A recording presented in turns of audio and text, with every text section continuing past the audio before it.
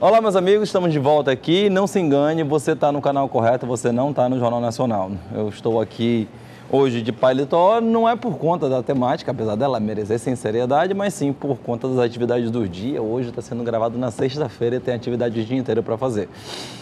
Aí o pessoal disse que era muito melhor colocar o microfone aqui no paletó do que ficar colocando aqui na gravata. Eu perfeitamente acho que isso está correto. Mas bem, o assunto de hoje é sobre saúde pública e a gente vai ter que fazer um comentário sobre isso de uma forma um tanto quanto resumida, apesar da complexidade que o assunto exige, até porque isso aqui é um pedido de você que tem solicitado dentro das redes sociais informações sobre a situação referente ao caos na saúde. Foi isso que pediram, diversos pediram exatamente isso. Comenta sobre o caos na saúde. Então, de novo, saúde pública, parte 1 agora.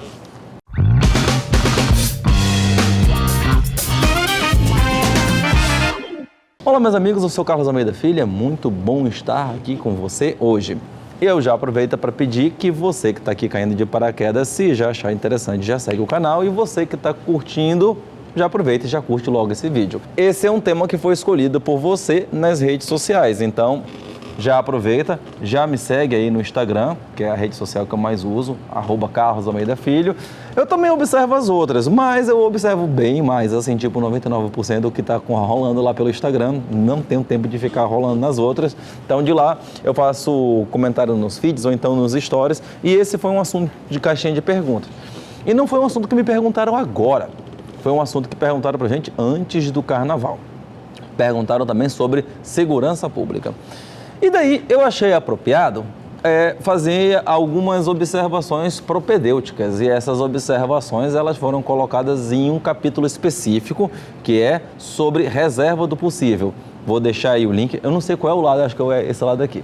Vou deixar aí o link para que você possa pegar e acompanhar esse episódio específico, resumido, óbvio, sobre a reserva do possível, porque nós vamos estar passeando com esse assunto de vez em quando, talvez hoje ou nos demais outros blocos. A outra situação é uma outra situação propedêutica, obviamente, fundamental, é para que você possa ter saúde pública no contexto que você observa aqui no Brasil, você precisa de ter um Estado para existir. Então, ainda que tenha saído um pouco fora da curva, o último episódio a respeito da idolatria meio que tem a ver com isso, né? Porque aquele pessoal lá quer que o Estado vá para as cucuias, e sem Estado não tem sistema público de saúde. Mas bem, sobre esse assunto a gente nem vai comentar, até porque a gente já comentou o suficiente por lá. E na minha rede social deu uma polêmica sobre isso aí. Tem gente que acha que realmente militar contra o Estado é algo de direito. Eu acho isso paradoxal. Mas voltando. Para falar sobre o caos na saúde que foi solicitado, é necessário, então, se dividir o assunto, imagino, em 4 pedaços. E esses 4 pedaços vão ser trabalhados em 4 episódios. Eu vou ver se eu consigo trabalhar os 4 episódios de uma só vez. Então, nós teremos aí 4 gravações sucessivas sobre isso, mas se surgir algum assunto mais factual no momento, a gente suspende, grava o factual e retorna do ponto onde vai dar. Então, vamos ver como é que vai ser. Os assuntos, eles vão estar envolvendo o seguinte roteiro. Por acaso, meus amigos que me ajudaram na edição disseram que o tablet aqui na frente estava gigantesco. Eles disseram assim: olha, Carlos, vê se tu tira aquele computador enorme e coloca um tablet. Eu disse: mas era um tablet. Então vamos fazer um negócio menorzinho. Os 4 pontos que eu queria abordar aqui vai ser o que é saúde pública, no sentido geral. Quais são os problemas na gestão da saúde pública, isso no segundo episódio. E esse segundo episódio vai falar sobre os problemas na gestão, mas os problemas não por conta das situações concretas, reais ou específicas, mas os problemas com o próprio sistema em si, qual é a problemática que ele representa, ou seja, o próprio desafio administrativo e logístico que representa a própria manutenção da saúde pública.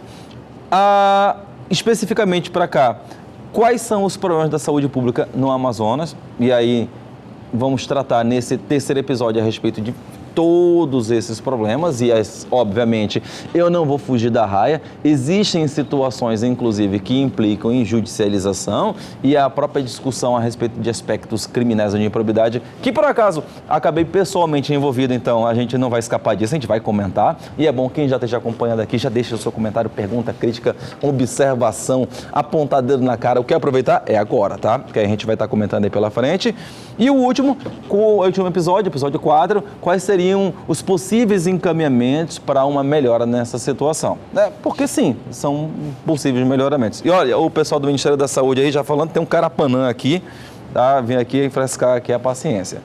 Mas bem, o assunto de hoje então, de maneira muito curta, é a respeito do que é saúde pública. E sobre saúde pública, antes de qualquer coisa, a gente não tem como deixar de remeter à compreensão do que a própria Constituição Federal prevê. Por quê? Um pouquinho de história antes. A saúde pública, como se vê no Brasil hoje, estruturada através do Sistema Único de Saúde, o SUS, se compreende como o maior sistema gratuito de saúde do planeta. É exatamente isso, não é um dos maiores, é o maior. O SUS ele é tão peculiar com relação a essa sua realidade de ser grande, voltada a toda a população brasileira e mais, e gratuito, que ele já foi citado, por exemplo, pelo Barack Obama como modelo a ser seguido. O Obamacare buscava, que queira que não, implementar o que nós tínhamos aqui, de forma bastante parcial, mas, que queira que não, exemplo, apesar de todos os problemas. Tivemos casos interessantes de pessoas, turistas americanos que vieram para cá para o Nordeste, sofreram acidentes e foram se tratar no hospital e perguntaram, qual é o valor, por favor, da conta? E o cara disse lá, não tem valor da conta. Olha o cara pondo de novo, não tem valor da conta, é gratuito. O cara, como é gratuito? E as pessoas não entenderam essa situação. É porque, efetivamente, da forma construída hoje, é um modelo um pouquinho diferente da concepção que você tem mundo afora. O SUS nasce com a Constituição de 1988. Antes do SUS, existiam iniciativas que eram parciais, como o INAMPS, que era voltado justamente às pessoas que tinham regularidade formal em sua contratação, ou seja, todos aqueles que não eram empregados formais, sejam públicos, sejam privados, estavam sujeitos ao Deus dará. Então, eles tinham que contar, por exemplo, com Santa Casa de Misericórdia ou qualquer outra instituição benemerente. Ou seja, era um sistema falho, parcial e voltado a poucos e com péssima distribuição das receitas para aplicação de forma diferenciada nos estados. E nas demais regiões também. O SUS em si, nascido em 88, ele prevê, então, a inserção dentro de um sistema maior, que é o da Seguridade Social, previsto no artigo 194 da Constituição, que contempla, além da saúde, a assistência social e também a previdência social. Então, a gente está falando de um sistema dentro de um outro sistema maior.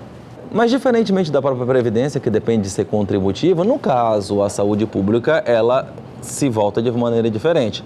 Tanto é que um dos princípios maiores do sistema público de saúde é justamente a universalidade, ou seja, é um sistema que serve para todos, não somente a todos os brasileiros, mas todos que se encontram em território nacional.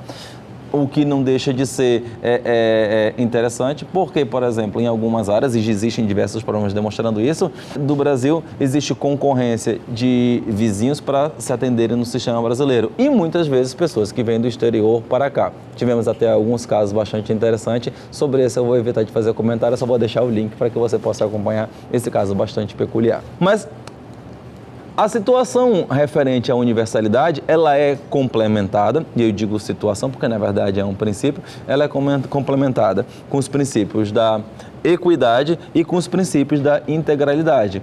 O que se quer dizer com isso? É porque não só se quer que o sistema atenda a todos, mas atenda na medida de suas diferenciações, sejam pessoais, sejam regionais ou por conta das próprias especificidades que o tratamento da atenção à saúde e, no caso específico da integralidade, porque a preocupação do Sistema Único de Saúde não é parcial, mas com a resolução, obviamente, dentro do que é possível, de todos os aspectos de saúde. E, nesse ponto, uma observação e se retorna à discussão a respeito da própria reserva do possível. Porque todos os princípios que envolvem o Sistema Público de Saúde, eles estão sendo sempre analisados e sempre serão analisados mediante esse viés da reserva do possível.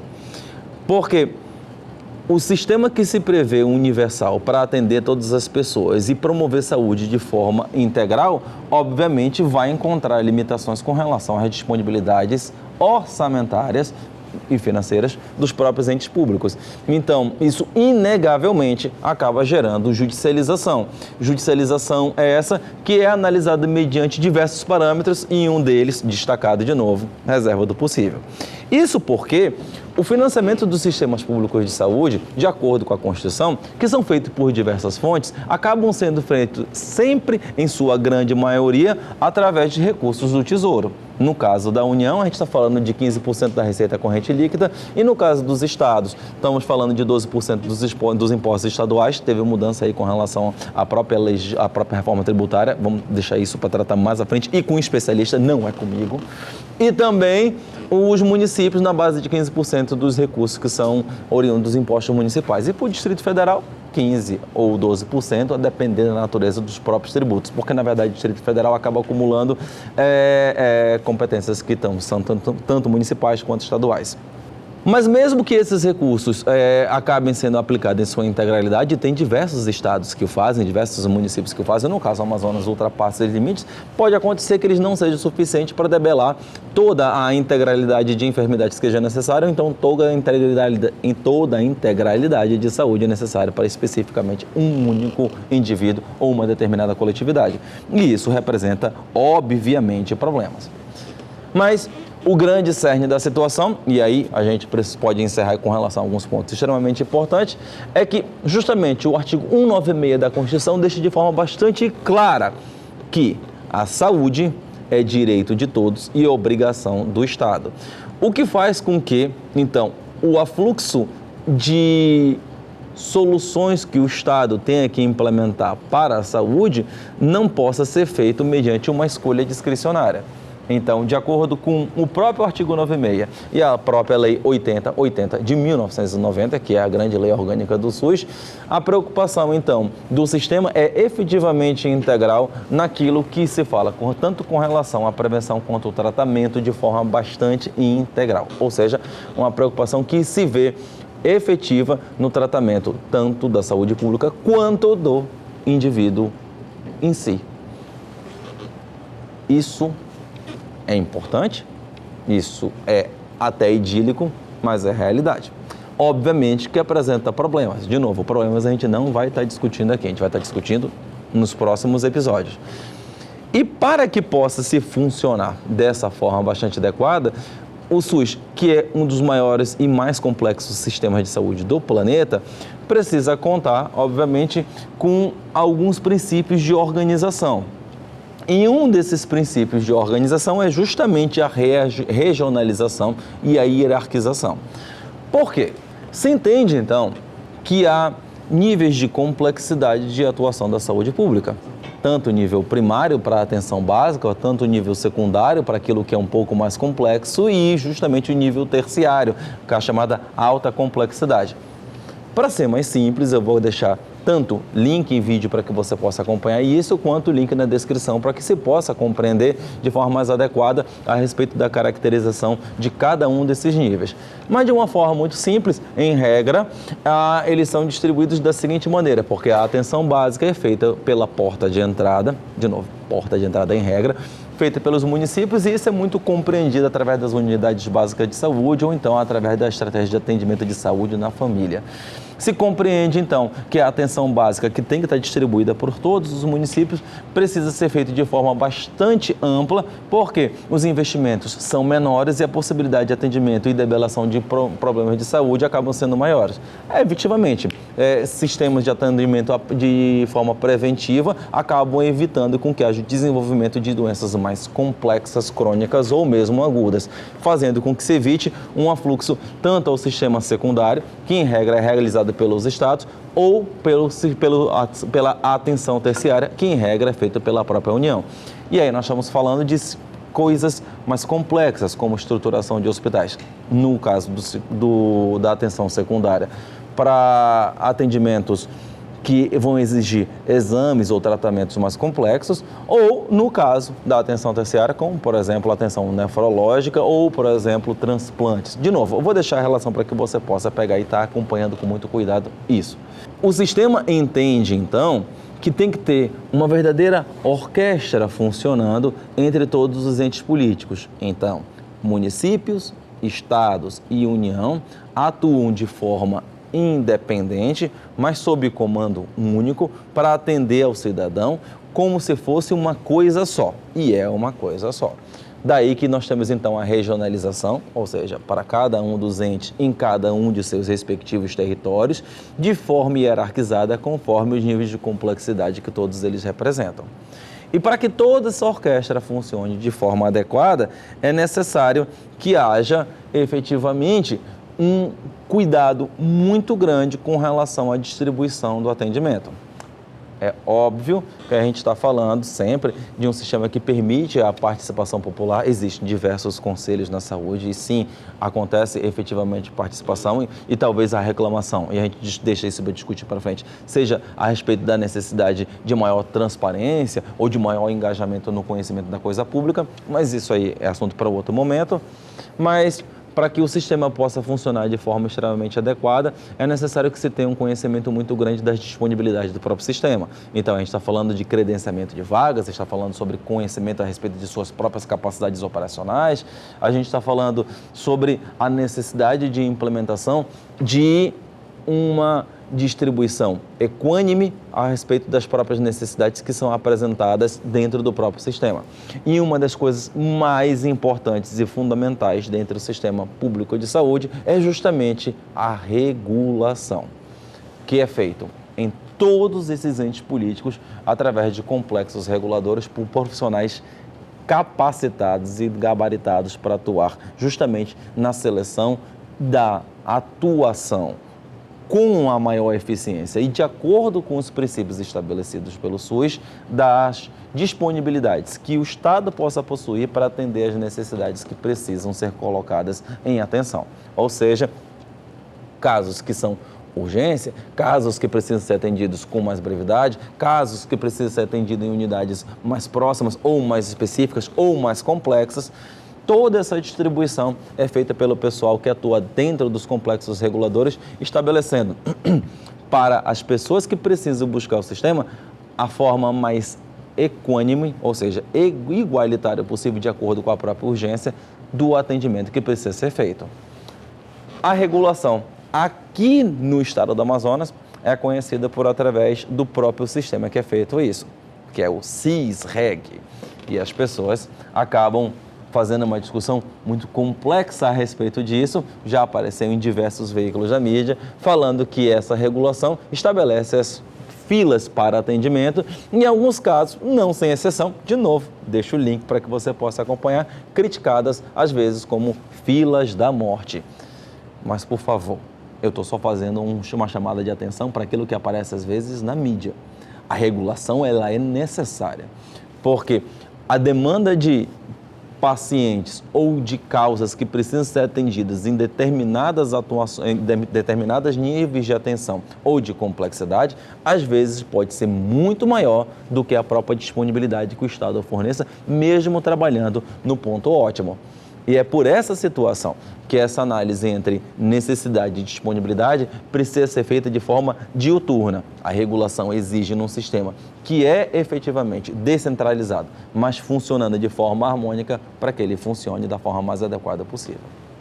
Bom, esse é um resumo básico, e bote básico nisso, sobre como é que é o funcionamento simplificado da saúde pública no Brasil. Nos próximos episódios, nós vamos estar trabalhando com os problemas que o sistema enfrenta e, em seguida, quais são os problemas específicos aqui do Amazonas.